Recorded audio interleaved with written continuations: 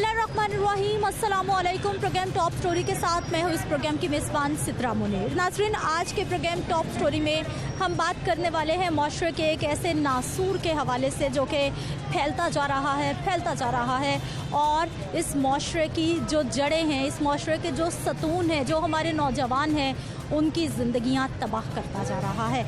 नाज़रीन, नशे की मैं बात कर रही हूँ। लाहौर शहर के चौकों में, चौराहों में, बागों में, मेन रोड्स पर, मॉडल शाहराहों पर हर तरफ आपको नशे के आदी अफराद की भरमार नज़र आएगी। लेकिन इन सब के यहाँ क्या मामलात हैं, इनकी क्या कहानियाँ हैं, वो तो आपके सामने रखेंगे ही। लेकिन उसके साथ साथ मैं आपको बता दूं कि पाकिस्तान में 2013 में नशे के आदी अफराद की तादाद तकरीबन 67 लाख थी, जो कि 2021 में बढ़कर 1 करोड़ तक जा पहुंची है। जबकि मनशियात के आदी अफराद जो ज़्यादातर हैं, उनकी उम्रें 30 साल से भी कम हैं, यानी वो नौजवान नस्ल है हमारी।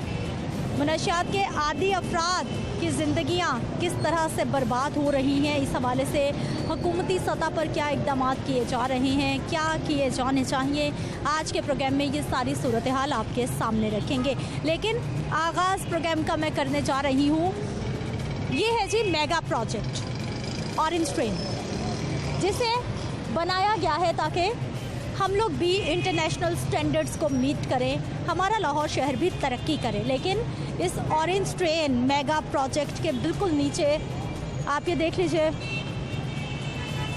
हमारे बच्चे, नौजवान किस तरह से नशा करके मदहोश पड़े हैं, बेहोश पड़े हैं।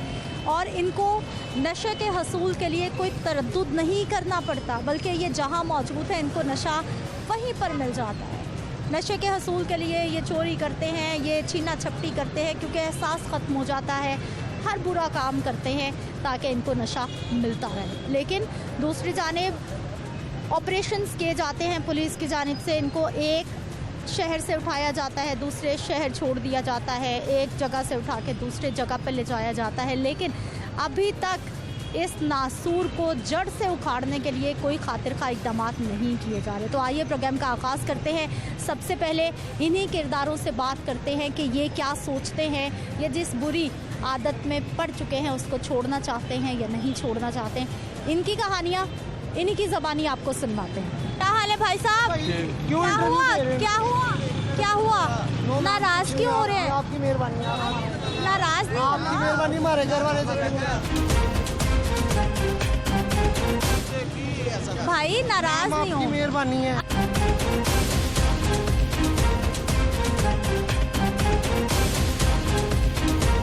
क्या हाल है भाई साहब? ठीक ठाक। ठीक है। यहाँ क्या कर रहे हैं? कुछ नहीं, बस ये देखें आपके सामने, कुछ नहीं, खड़े हुए हैं।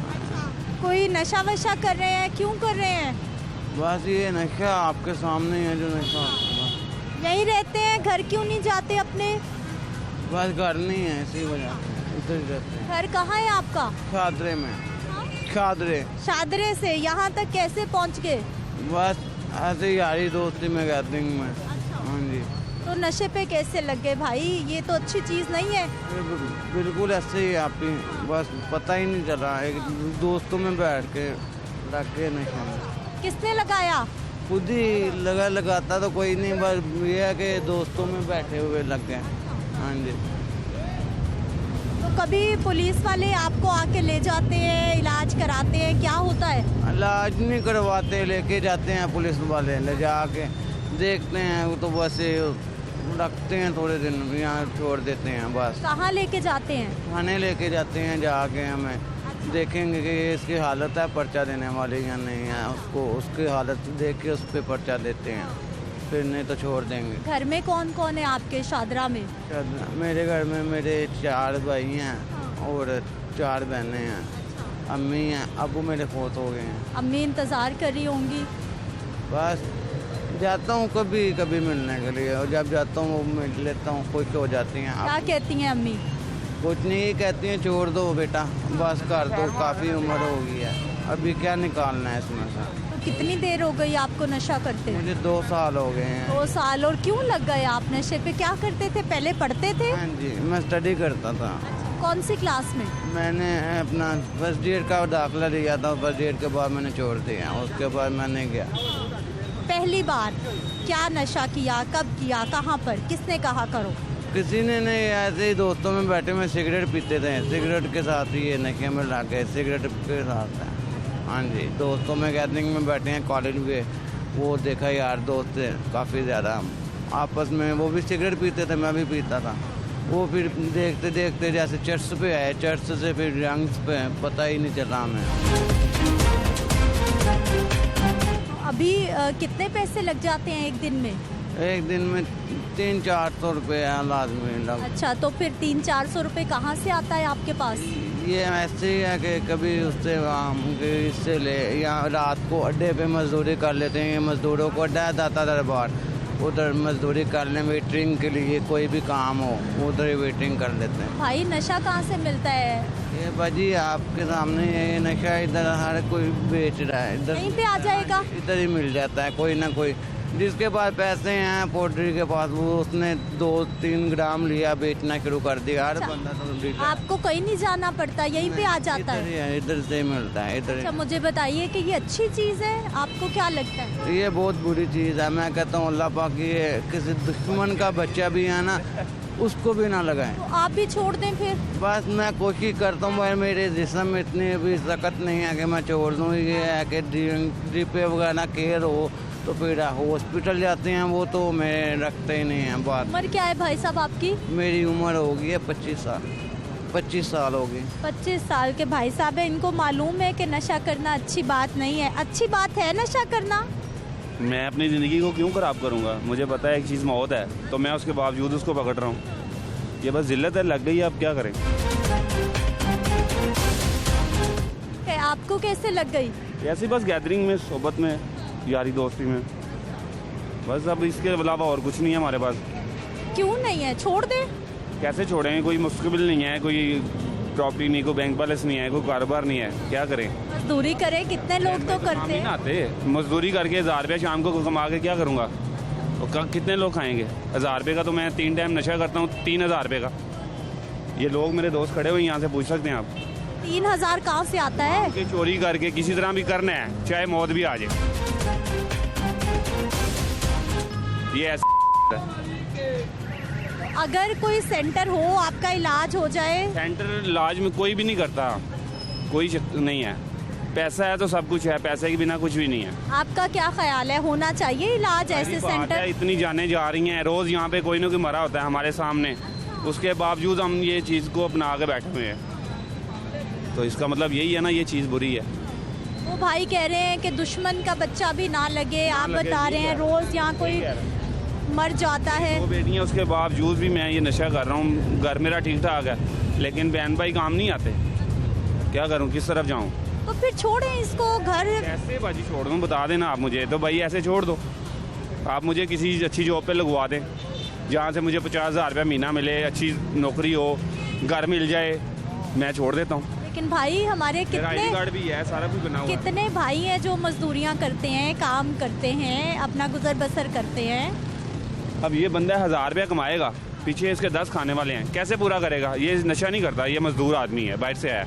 इसको पूछो 1000 रुपये में 10 ही कैसे पालेगा? आप 3000 नशे पे लगा देते हैं। वो तो मांग के चोरी करके सिस्टर लेके आऊंगा ना। मजदूरी अकलाल मेहनत और चीज़ है, चोरी और नशा मांग के करना और चीज़ है। ज़्यादा दे देता है। हक लाल करें तो अल्लाह पाक 1000 क्या 500 भी हो तो हक लाल का होना। ऐसे नहीं है, अब तुम सही है अपनी जगह पे। अच्छा, मुझे बताएं किस चीज़ का नशा करते हैं आप? ये मैं अभी लेके आया हूँ, ये 1000 रुपये का पाउडर है।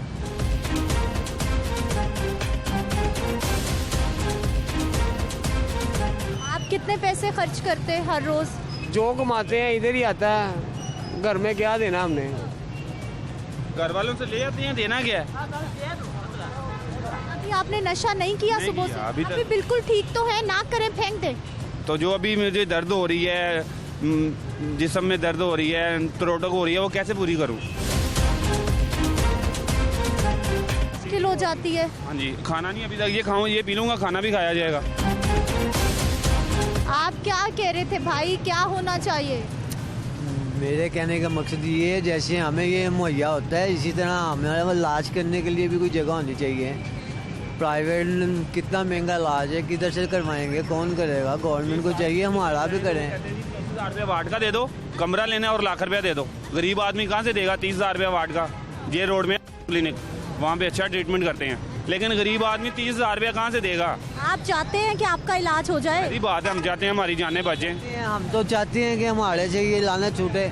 हम तो बड़े तंग हैं इससे, इतनी डोज की है, इतना किया है, लेकिन हमें कोई तरजीह तो भैया नशे में ये में एक मौका मिलना चाहिए जिंदगी सुधारने का। जब तक ये आपको ये करना चाहिए, हम नशइयों के लिए कोई दायरा अच्छा सा बनाएं जिन्हें हमें सिर्फ 3 टाइम का खाना और रिहाइश मिल जाए और ट्रीटमेंट अच्छा हो, दवाई अच्छी मिले। ये नहीं वहाँ पे डंडे मारे जाएं और आपको किसने डंडे मारे? किसने मारा आपको? कई इदारे ऐसे हैं जहाँ पे मारते भी हैं। क्लिनिक और मेंटल हॉस्पिटल है, उधर इंजेक्शन ऐसा लगा देते हैं, वो 3 दिन बंदा मेट्रोल में रहता है। वो बंदर की तरह रहता है, 3 दिन बंदर की तरह ही बैठा रहता है वो। आपको कभी उठा के लेके गए पुलिस वाले? बाहर लेके गए हैं, फिर कहाँ लेके गए? फ्लोर से बाहर फेंक देते हैं, छांगा मांगा जंगलों में, फिर उधर से वापस आ जाते हैं रुल खुल के। पैदल। इधर से उठा कर किधर ले गए थे? उधर मांगा मंडी ले गए। मुझे ये बताइए कि अब महंगाई की आप बात कर रहे हैं, क्या नशा भी महंगा हुआ है या सस्ता हो गया? 1000 रुपये में एक टाइम की डोज होती है। 500 रुपये की हो गई या 1000 रुपये की हो गई। बात ये नशा देख लिया। क्या है आपके पास? इसको क्या कहते हैं? इसको ड्रग्स कहते हैं, पाउडर है वाइट, जो अभी बेच रहा है, जो ये जिसने घरों के घर तबाह कर दिए हैं बस। अभी इसके मैं कैसे अलावा आपके साथ बड़ बातें कर रहा हूँ, अभी ये मैं लगा लूंगा, कोमा में चला जाऊंगा, पता ही नहीं होगा दुनिया कहाँ है, मैं कहाँ हूँ। सो जाओगे, सो जाओगे। कोई पता नहीं है, कोई मर रहा है, मैं कहूँगा मर जाए यहीं पे, मुझे अपने नशे से एहसास खत्म हो जाएगा। ये ऐसी चीज़ है। बेशर्म हो जाते हैं। पता नहीं कितने इलाज घर वालों ने करवाए हुए हैं। आपका कराया इलाज? मैं शादीशुदा, माशाल्लाह मेरे 2 बच्चे हैं। मैट्रिक में मेरी बेटी पढ़ती है, साथ में मेरा लड़का पढ़ता है। वाइफ मेरी मजदूरी करती है, मैं भी साथ उसके काम करता हूँ। घर वाले आपसे कितना परेशान हैं कि वो तो रोज़ जीतियाँ मरते हैं, वो तो मैं देख के रोज़ जीतियाँ मरते हैं। वो थक हार गए हैं, उन्होंने अब हमारे आगे हाथ जोड़ दिए हुए कि भाई जो तुम्हारा दिल करता तुम करो, तुम्हारा रास्ता वो, हमारा रास्ता वो। ये हाथ पे जख्म कैसे हुआ है? इसी वजह से गलत इंजेक्शन लग गया, जिसकी वजह से ये जख्म हो गया। इसका अब ट्रीटमेंट कौन करेगा? पास हॉस्पिटल जाए ना, सरकार के अस्पताल। देखते, वो भी नहीं देखते, वो पायोडीन लगा के फेंक देंगे, जाओ और ख़राब हो जाएगा, और ख़राब कर देंगे इसे। मैं किधर जाऊंगा? लेकिन ये भी तो ठीक नहीं है ना, जख्म और ख़राब हो जाएगा आपका।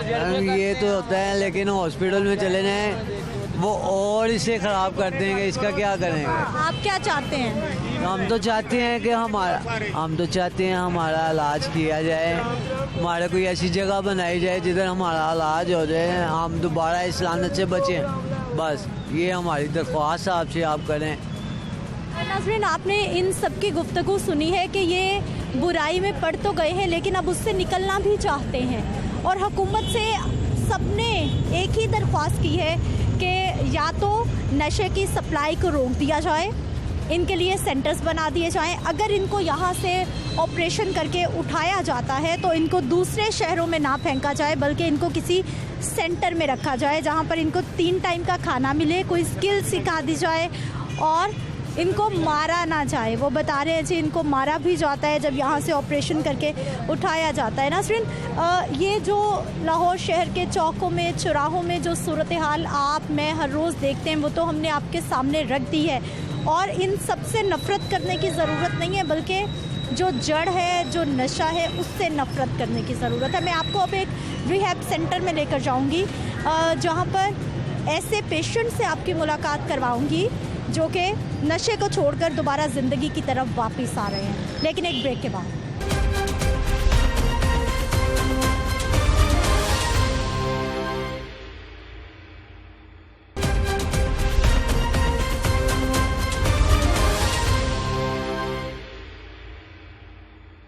ब्रेक के बाद एक बार फिर से आपको खुशामदीद कहते हैं। नाज़रीन, नशे से जान छुड़वाना इतना भी मुश्किल नहीं है जितना कि हमारे नशे के आदी अफराद समझ लेते हैं। आज इस वक्त मैं एक रिहैब सेंटर में मौजूद हूँ और मैंने आपकी ऐसे पेशेंट से मुलाकात करवानी है जिनकी विल पावर इतनी स्ट्रॉन्ग है कि वो कोई गलती कर बैठे हैं, नशे के आदी हो गए हैं, लेकिन अब वो उसे छोड़ना चाह रहे हैं, अब वो कोशिश कर रहे हैं, अब वो रिहैब सेंटर में पहुंच चुके हैं, मेडिकेशन ले रहे हैं। इसके साथ साथ साइकोलॉजिकली जो उनके साथ प्रॉब्लम्स हैं उनका भी उनका साथ साथ इलाज चल रहा है। क्या प्रोसीजर है सारा, इन पेशेंट से हम बात करेंगे, लेकिन इनके नाम और इनके चेहरे हम आपको नहीं दिखाएंगे, उनको ब्लर करना ज़रूरी है। लेकिन ये मोटिवेशनल स्टोरीज़ हैं उन लोगों के लिए जो कि समझते हैं कि एक बार अगर नशे का आदी इंसान हो जाए तो दोबारा कभी वो उससे जान नहीं छुड़वा सकता, बल्कि ऐसा मुमकिन है। अस्सलाम वालेकुम। वालेकुम अस्सलाम। क्या हाल है आपके? अल्हम्दुलिल्लाह ठीक है। मुझे सबसे पहले ये बताइए कि सेंटर में इलाज करवाते आपको कितना टाइम हो गया है? मुझे 2 से ढाई माह का मैंने इलाज करवाया इधर। 3 माह का मेरा कोर्स था। मैं आज इलाज करवा चुका हूँ, मुकम्मल नशा छोड़ चुका हूँ। मैं ये सोचता हूँ, चाहता भी हूँ, अगर मैं नशा छोड़ सकता हूँ तो सारे छोड़ सकते हैं। इधर आके मुझे डॉक्टर साहब के साथ बात करके, उनकी टीम, मेरे डॉक्टर्स, मेरे साइकोलॉजिस्ट सब ने मुझे बताया, मतलब मेरा अच्छा टाइम गुजरा। अगर मैं नशा छोड़ सकता हूँ, मेरे कहने का मतलब कि सारे नशा छोड़ सकते हैं, क्योंकि हम भी कभी आदी हुआ करते थे, नशा करते थे, लेकिन आज मैं नशा छोड़ चुका हूँ बिल्कुल। आज मैं फॉलो अप अपने डॉक्टर साहब को मिलने आया हूँ। तो अच्छा भाई साहब, क्या एज होगी आपकी? 27। और तकरीबन कितने साल आप नशे की आदत में रहे? 8 से 10 साल। 8 साल। और किस किस टाइप का नशा किया आप? सारे नशे किए मैं। चरस हो गया, पाउडर हो गई, कोकेन हो गई, शराब हो गई, सारे नशे करता था। कैसे लग गए? दोस्त बुरे मिल गए थे।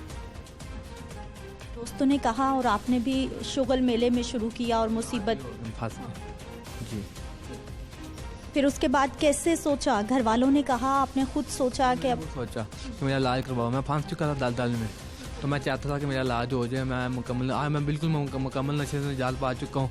मैं कोई नशे वाली चीज़, सिगरेट तक नहीं मैं पीता हूँ। इन लोगों ने मेरी सिगरेट भी छुड़वा दिए थे।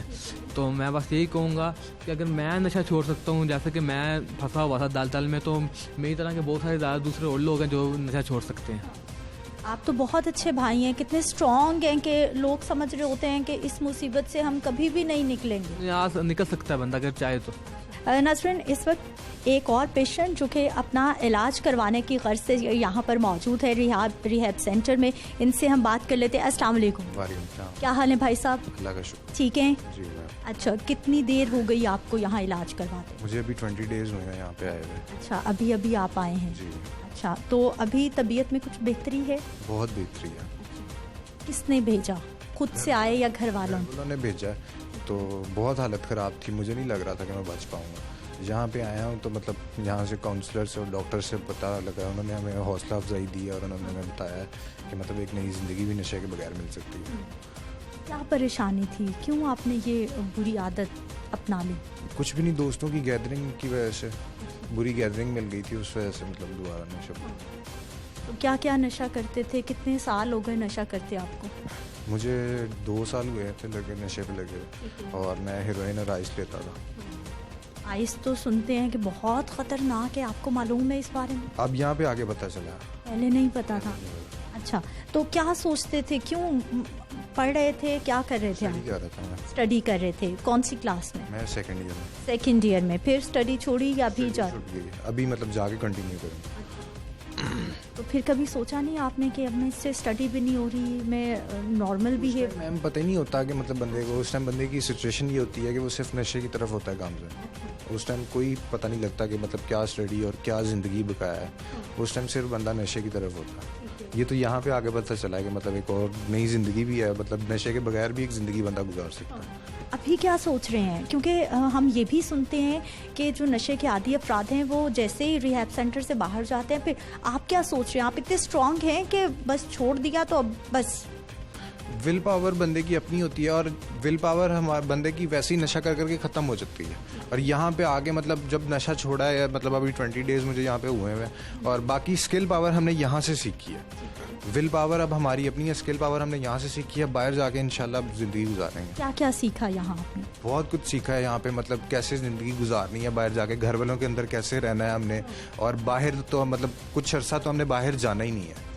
सिगरेट वगैरह, cigarette is the gateway of drugs, cigarette को तो हमने छूना ही नहीं है। नाज़रीन, एक और हमारे साथ पेशेंट मौजूद हैं जो कि अपना इलाज करवा रहे हैं। अस्सलाम वालेकुम। वालेकुम सलाम। क्या हाल है सर आपके? ठीक ठाक। ठीक है, मुझे सबसे पहले तो ये बताइए कि इस बुरी आदत में कैसे लग गए आप? स्कूल पढ़ते थे मैम, स्कूल से यार दोस्त मिले, उनके साथ 2-3 साल हो गए, सिगरेट की लत लगी, उससे आगे हमने नशा करना शुरू कर दिया। स्कूल में कौन सी क्लास है? 5 क्लास से। 5th क्लास से आप नशा कर रहे हैं? इतने छोटे बच्चे होते थे? इतने छोटे नहीं तो 10, 11, 12 साल की उम्र में। 12 साल का बच्चा छोटा ही तो होता है। यस मैम, बस ये गलती हो गई थी।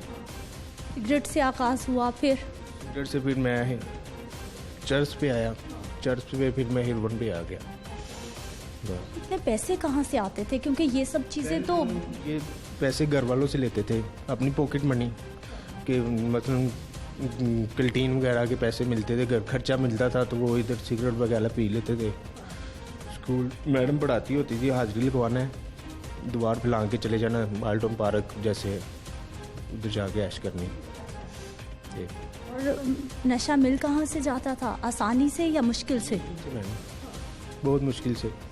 एक यार दोस्त था, वो ही लेके आता था, पहले इतना पता नहीं था होता, और जब आस्ता आस्ता मतलब 18 साल के हो गए, 2.5-3 साल हो गए हम नशा करते हुए। अब छोड़ने की तरफ आ रहे हैं, अब छोड़ना चाह रहे हैं? जी मैम, छोड़ना तरफ आ गए हैं।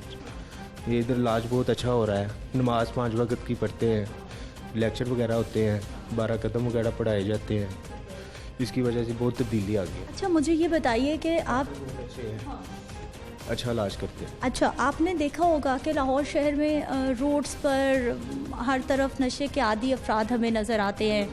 एक शख्स आता है, वो सबको खुलेआम दे भी रहा होता है। ये कितना ख़तरनाक है आपके मुताबिक? मैम बहुत ज़्यादा ख़तरनाक है। ये फुटपाथ पे जो लोग पड़े होते हैं ना, इंजेक्शन वगैरह लगाते होते हैं, ये गाड़ी पे आते हैं, 500 का हाफ ग्राम, 200 का टोकन, 300 का टोकन, ये दे के चले जाते हैं। और पुलिस भी साथ मिली होती है, बस उनको मंथली लगा दी, 200, 300, 400 रुपया दे दिया, वो भी नहीं कुछ कहती। अस्सलाम वालेकुम। वालेकुम सलाम। क्या हाल है आपके? ठीक ठाक अल्लाह। ठीक है। कितनी देर हो गई इलाज करवाते हुए? मुझे 3रा माह लगा हुआ है।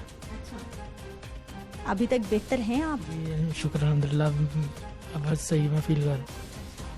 तो क्या हो गया था? यहाँ तक कैसे पहुँच गए आप? मिस तो वहाँ पे क्या नाम है, कॉलेज में स्टडी करता था, स्टूडेंट था मैं, तो वहाँ पे एक लड़की मेरे साथ फ्रेंडशिप में, तो इस वजह से मैं नशे पे डाल के उसको दिखाने के लिए, उसने मुझे छोड़ दिया था। लड़की छोड़ के चलेगी? आपने भी छोड़ देना था। हाँ, मैं तो उस टाइम फिर नशे पे ला गया, उसको फिर दिखाने के लिए ला गया। अपने आप को बर्बाद किया आपने? जी, क्या फ़ायदा हुआ? कोई फ़ायदा नहीं हुआ, नुकसान ही हुआ। नुकसान हो गया। अब समझ आ गई? जी, अब समझ आ रही। ये गलत किया अपने साथ अपनी ज़िंदगी। तो लड़की वापस आई फिर? नो, शादी हो गई? उसकी मंगनी होगी। खबर रखी हुई है अभी भी आपने? घर वाले बताते हैं आगे। आपके घर वाले? जी। कोई कज़न थी? नो, मेरे साथ स्टडी करती थी, क्लास फेलो थी। और आप कौन सी क्लास में थे?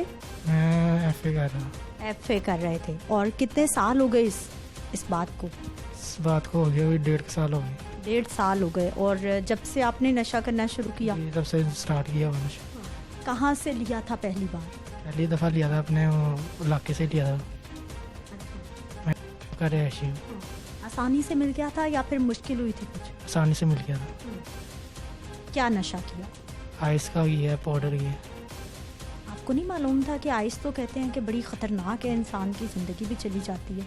जी मालूम है, लेकिन उस टाइम जहन उस तरफ लग गया हुआ था कि लड़की के ख्याल आते थे इस बारे में, तो इस वजह से गलत हो गई मेरे से। तो यहाँ कौन लाया? आपने खुद कहा कि अब इसको छोड़ देना चाहिए या फिर घर वाले लाया? घर वालों ने मेरा इलाज करवाया। घर में कौन कौन है? मेरी वालदा ही है बस। अरे बहन भाई नहीं है? नहीं, मैं अकेला ही है, मैं मेरी वालदा ही बस। आपको पता है कि आप कितने कीमती हैं? आपका कोई बहन भाई नहीं है, माँ के लिए तो बस आप ही हैं। बिल्कुल ऐसे ही है। अब एहसास है? अब एहसास होता है कि गलत हुआ है जो भी किया। एक बहुत बड़ा प्रॉब्लम हमारे यहाँ ये भी है कि प्राइवेट रिहैब सेंटर्स तो हैं, लेकिन हुकूमती सतह पर उस तरह का कोई रिहैब सेंटर नहीं है। ऐसे पेशेंट, ऐसे लोग जो कि गरीब हैं, जो कि सड़कों पे हमें नज़र आते हैं, उनके लिए क्या सेंटर्स हैं? वो कहाँ पर जाएंगे? उनका इलाज कैसे मुमकिन होगा? वो ज़िंदगी में कैसे लौट कर दोबारा आएंगे? ये बहुत बड़ा क्वेश्चन मार्क है अभी भी हमारे माशरे में, अभी भी हमारी सोसाइटी में। मज़ीद इस सारी सूरत हाल पे हम बात करेंगे, लेकिन एक शॉर्ट ब्रेक के बाद।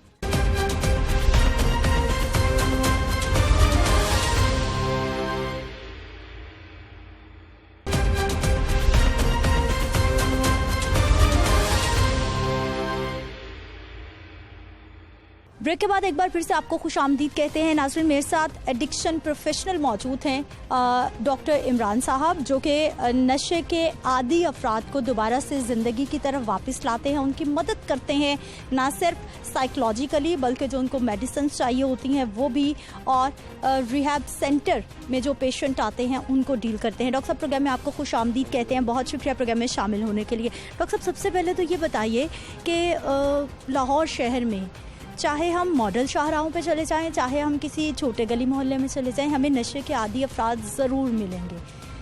कितनी बड़ी ये इस वक्त हमारी सोसाइटी का नासूर बन चुका है, कितना बड़ा प्रॉब्लम बन चुका है इस वक्त। तो जो ड्रग्स है वो पाकिस्तान के अंदर और स्पेशली लाहौर के अंदर ये बड़ा एक मेजर प्रॉब्लम है। आप देखें कि हर दूसरे सिग्नल्स के ऊपर बेशुमार लोग पड़े हुए हैं और उनको बिल्कुल किसी भी सरकारी सतह पे उनको किसी ट्रीटमेंट की ज़रूरत नहीं है और हुकूमत का फोकस नहीं है इस तरफ, और इसके ऊपर बड़ी वो फोकस करते हैं काफ़ी सारी जो NGOs हैं, लाइक जुल्फ़कार शाह साहब वगैरह हैं, तो अवेयरनेस कर रहे हैं इसके ऊपर, बट वो इस तरफ किसी का भी नहीं ध्यान है। और लोग ये इस यहाँ से क्रिमिनल लोग उठते हैं, यहाँ से फिर डिजीज़ पहुँचती हैं, दूसरे लोगों तक सर्वाइव करती हैं, लाइक HIV, हेपेटाइटिस C वगैरह। तो ये बड़ा एक मेजर प्रॉब्लम बना हुआ है। अच्छा डॉक्टर साहब, अब ये बीमारी है, ये क्या है? लोग किस तरह से इसके एडिक्शन में आ जाते हैं? बुरी सोहबत से आ जाते हैं या फिर कोई मेंटल कंडीशन, कोई परेशानी ऐसी होती है?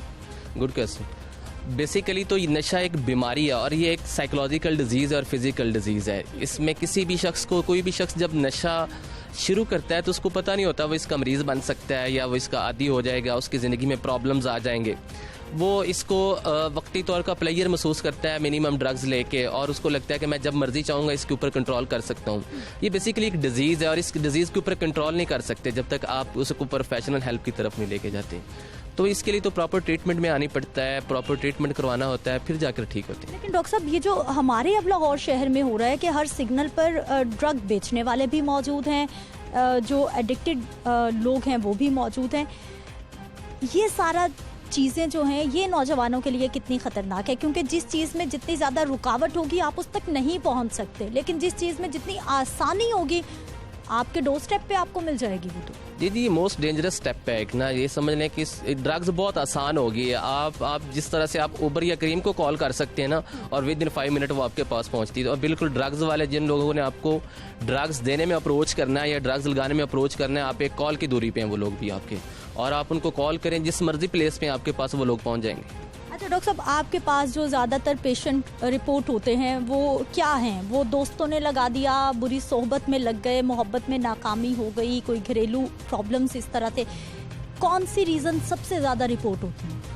डिफरेंट रीजंस होती हैं इसके अंदर, और मोस्टली लोग जो है ना वो सोसाइटी की तरफ से जो है ना वो होते हैं, और मोस्टली बच्चे स्पेशली जो यूनिवर्सिटीज़ या तलीमी इदारों में जो लोग लेते हैं नशा, वो इस प्रेशर में आके कि तालीम का बहुत प्रेशर है और स्ट्रेस को कम करने के लिए, एग्जाइटी को कम करने के लिए वो वक्ती तौर पे, जिसको पंजाबी में कहते हैं ना वेखा वखाई, वो देख के करते हैं, लेकिन उसके बाद वो उनका फ्यूचर जो है ना वो टोटली डिस्टर्ब हो जाता है। ये प्रोग्रेसिव डिजीज़ है, बढ़ने वाली बीमारी नशे को कहा जाता है। शुरू सिगरेट से ही करते हैं, स्मोकिंग से शुरू करते हैं, और स्मोकिंग को वो समझते हैं कि हमारे अपने कंट्रोल में है, और जैसे ही मेटाबॉलिक एरर एक अंदर आता है उसके बाद उनके जो प्रॉब्लम्स है वो बढ़ते जाते हैं, वो एक वक्त आता है कि वो नशे के आदी बन डॉक्टर साहब, ये फैशन के तौर पर भी तो हमारे नौजवानों ने इसको एडिक्ट करना शुरू कर दिया ना, कि अगर सिगरेट नहीं पियेंगे तो हम पुराने ज़माने के कहलाएंगे, हम अप टू डेट नहीं कहलाएंगे।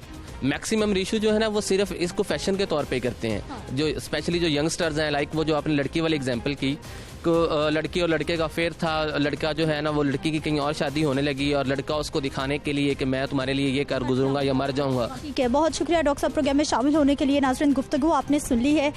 हम ड्रग कंसल्टेंट जुल्फ़कार शाह साहब से भी बात करेंगे, उनसे भी जानेंगे, क्योंकि वो इस सारी सूरत हाल पर नज़र भी रखते हैं। मुसलसल हुकूमती ओहदेदारों को भी इसमें दरख्वास्तें देते रहते हैं, कुछ ना कुछ करते रहते हैं कि कोई ऐसे रिहैब सेंटर होने चाहिए और मुआशरे को इस लानत से पाक होना चाहिए। आइए उनसे भी बात करते हैं। नाज़रीन, इस वक्त हमारे साथ मौजूद है सैयद जुल्फ़कार अली शाह साहब हैं, जो कि ड्रग कंसल्टेंट हैं। इस प्रोग्राम में आपको खुश आमदीद कहते हैं। बहुत शुक्रिया आपके वक्त का।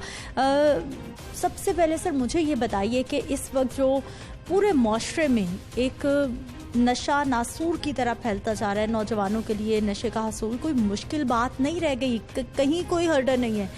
कितना बड़ा प्रॉब्लम है हुकूमती सतह पर आपकी नज़र में? कितना काम गुज़िश्ता दौरे हुकूमत में हुआ और कितना काम अब हो रहा है? बहुत शुक्रिया आपका कि आप हर वक्त किसी न किसी मौके पे इस इशू को उठाती हैं दूसरे इशू के साथ। लेकिन मैं ये कहूँगा कि ये इशू जो है ना हमारा टॉप प्रायोरिटी पे है, जिसको बहुत एंड पे ले गए हैं। मसला बहुत गंभीर है, इतना गंभीर है मैं आपको बता नहीं सकता। जिस तरह पॉपुलेशन बढ़ रही है ना, उसी तरह इसकी जो ग्रेविटी ग्रास रूट लेवल पे वो बहुत सीवियर होती जा रही है। जहाँ तक हुकूमतों की बात है तो मैं इसमें कोई शक वाली बात नहीं है कि क्योंकि रियासत में अगर हम बात करते हैं ना हुकूमत की, जिसे कहते हैं रियासत माँ का किरदार अदा कर जाती है। मैंने तो अभी पढ़ा ही है या बड़े बड़े लीडरों की तकरीरें सुनता था मुख्तलिफ जगहों पे जाके, लेकिन वो चीज़ें नज़र नहीं आती जो होना चाहिए। आपने अभी देखें मुख्तलिफ जगहों लाहौर का विज़िट किया है, इंटरव्यू किए हैं, सड़कों बागों पार्कों में बैठे।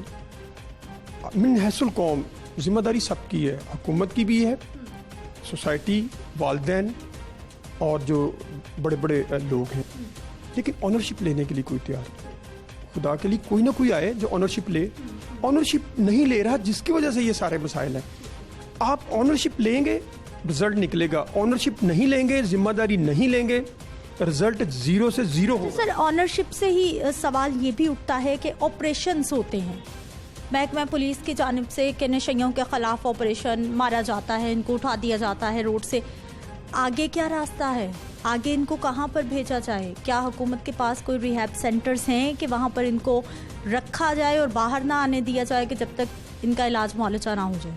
आज आपने प्रोग्राम किया है ना, जो आपका प्रोग्राम देख रहे हैं वो देखें, कल ही इनको रिमूव करना शुरू कर देंगे एक जगह से दूसरी जगह, यानी एक शहर से हम दूसरे शहर में छोड़ आते हैं। इसमें कोई शक नहीं। देखें, ये पुलिस का काम नहीं है। पुलिस का काम है सप्लाई रिडक्शन पे। पुलिस का काम नहीं है ड्रग एडिक्ट को उठा के ट्रक में बैठा के, बस में बैठा के दूसरे शहर में छोड़ के आना। ये काम है हेल्थ डिपार्टमेंट का, ये काम है सोशल वेलफेयर डिपार्टमेंट का। तो जिस तरह मैंने पहले कहा, ऑनरशिप जो लेगा वही करेगा। अब मुझे बताएं, आप देख के आई हैं लाहौर के 120 मकामात हैं, जिसका मैं बार बार जिक्र करता हूँ। 10,000 के करीब लोग हैं, ये इससे थोड़े कम कर ले। 5-6 लाख घरों के अंदर हैं। क्या हमारे पास कोई ऐसी इलाज की सहूलतें हैं? कतन कोई नहीं है। हमारे पास एक 70-100 बेड का हॉस्पिटल है, मेंटल हॉस्पिटल में, जो स्टेट ऑफ द आर्ट है, जो बनाया गया था।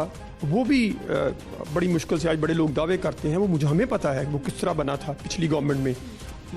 असल मसला ये था कि पीछे की बातें छोड़ के हम नई चीज़ों को आगे लेके आते। मैं आपके प्रोग्राम की वसासत से वज़ीर आला पंजाब से ये रिक्वेस्ट करूंगा और चीफ सेक्रेटरी पंजाब से कि आप commissioner Lahore captain retired Usman को लाहौर में ड्रग्स के ख़िलाफ़ जो कमेटी है उसका सरबराह बनाए इमीडिएटली, क्योंकि हमने काम किया उनके साथ। अभी पिछले जो गुलाम महमूद डोगर साहब थे, जो सेक्रेटरी हेल्थ नबील साहब और कैप्टन उस्मान साहब थे, हमने बहुत सी एक स्ट्रेटजी डेवलप की थी और वो काम करने वाले हैं। आपने देखा उनके दौर में शीशा कैफ़े बंद हमने करवाए साथ मिलके, ऑक्सीजन शॉट बंद करवाए, तो जो काम करने वाले लोग उनको लेके आए। बहुत शुक्रिया जुल्फ़कार शाह साहब प्रोग्राम में शामिल होने के लिए। नाज़रीन, सॉल्यूशंस तो मौजूद हैं, हर मसले का हल तो मौजूद होता है, लेकिन बात होती है करेगा कौन, आगाज़ कौन करेगा। क्योंकि अगर हम बात करते हैं नशे के आदी अफराद की, दिन ब दिन बढ़ती जा रही है तादाद उनके, क्योंकि हसूल बहुत आसान है। हर गली मोहल्ले में, हर चौक में आपको हर तरह का नशा मिल जाएगा, आराम से मिल जाएगा। तो यहाँ पर नौजवान नस्ल को पाकिस्तान की अगर इदारे, अगर वालिदैन बचाना चाहते हैं, तो यकीनी तौर पर मैं अपना किरदार निभा रही हूँ, दिखा रही हूँ कि ये सब काम करने की ज़रूरत है। वालिदैन ने अपने बच्चों पर नज़र रखनी है और हमारे इदारों ने ना सिर्फ रिहैब सेंटर्स बनाने हैं, बल्कि इस सप्लाई चेन को तोड़ना है जहाँ से ये मुसलसल सप्लाई आ रही है पूरे लाहौर शहर में और नौजवानों में जहर घोला जा रहा है। मुझे आपने इजाज़त देनी है। इंशाल्लाह अगले प्रोग्राम में फिर से मुलाकात होगी। अल्लाह निगहबान।